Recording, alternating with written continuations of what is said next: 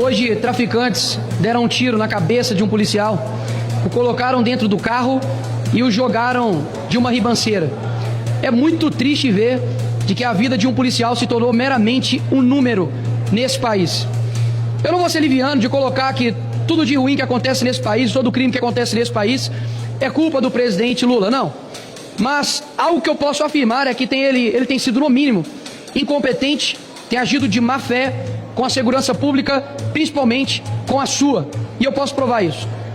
Lula cortou 708 milhões ao combate à criminalidade. É o Brasil do Lula.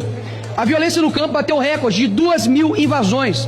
Lembrando que na época do Bolsonaro tivemos um número de 0, repito, 0 invasões.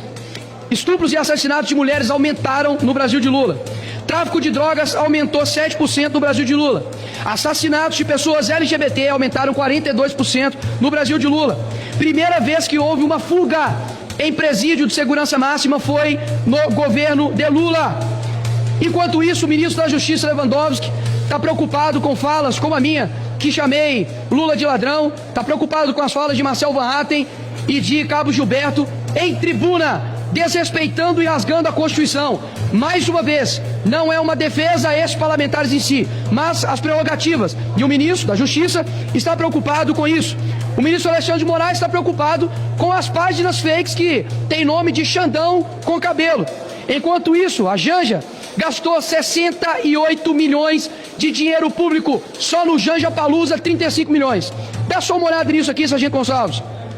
Com 68 milhões de reais de dinheiro público, do seu pagador de impostos, daria para comprar 194 mil viaturas para a Polícia Rodoviária Federal, 4 mil fuzis e 3 milhões de munições para a PM.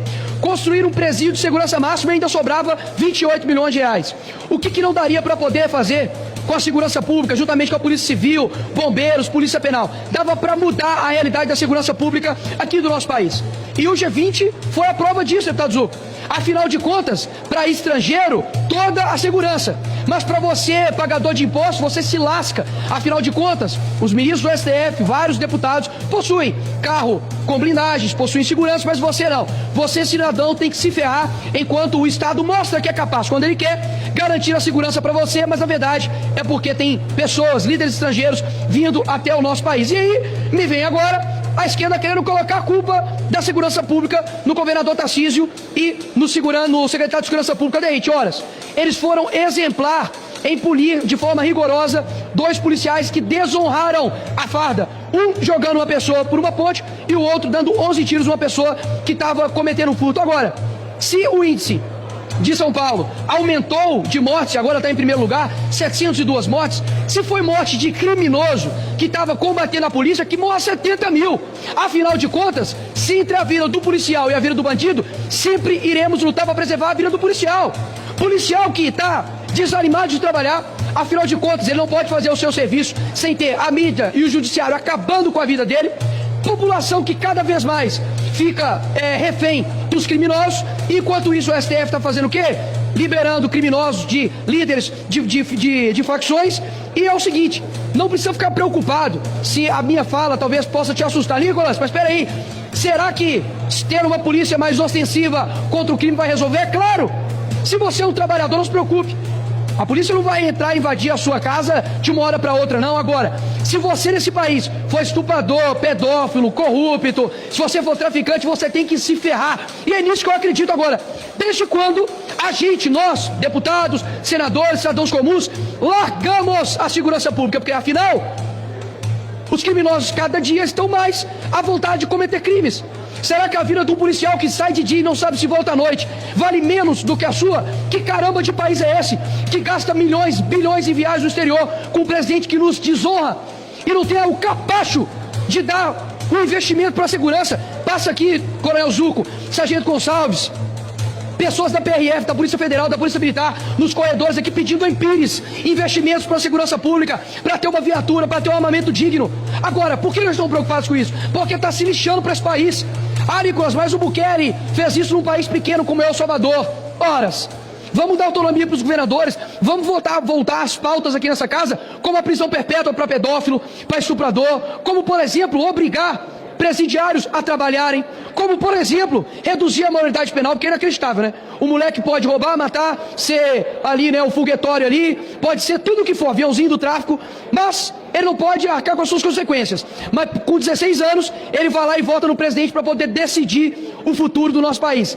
Eu fico assim, de fato, abismado e puto de saber que aqui não falta dinheiro, não.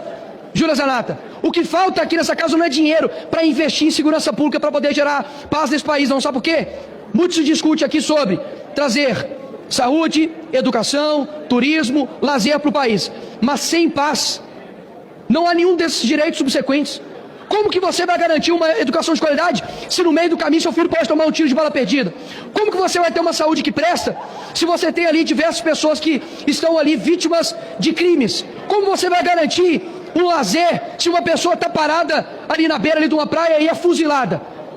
A pauta da segurança pública e segurança no nosso país tem que ser a primeira, porque os bandidos estão tranquilos enquanto a população está refém da bandidagem. Ou a gente combate os criminosos, ou eles vão nos amordaçar, vão matar os nossos familiares, e não acho que é preciso com que um parente, talvez, de um grande líder, possa sofrer um atentado nas mãos de criminosos, para que a gente abra os olhos que a gente precisa meter o ferro em bandido. Não acredito nesse papinho da esquerda de tem que socializar, é socializar o caramba. Se não tem condições de viver em sociedade, fica na cadeia e acabar com essa progressão de regime. Meus parabéns, passou pela dosimetria, deu 12 anos, fica 12 anos na cadeia. Quando você terminar os 12 anos, você sai. Até lá, você fica. Caso contrário, a gente não vai ter paz nesse país. Essa é a minha ideia para esse país e que vergonha desse governo atual. Obrigado.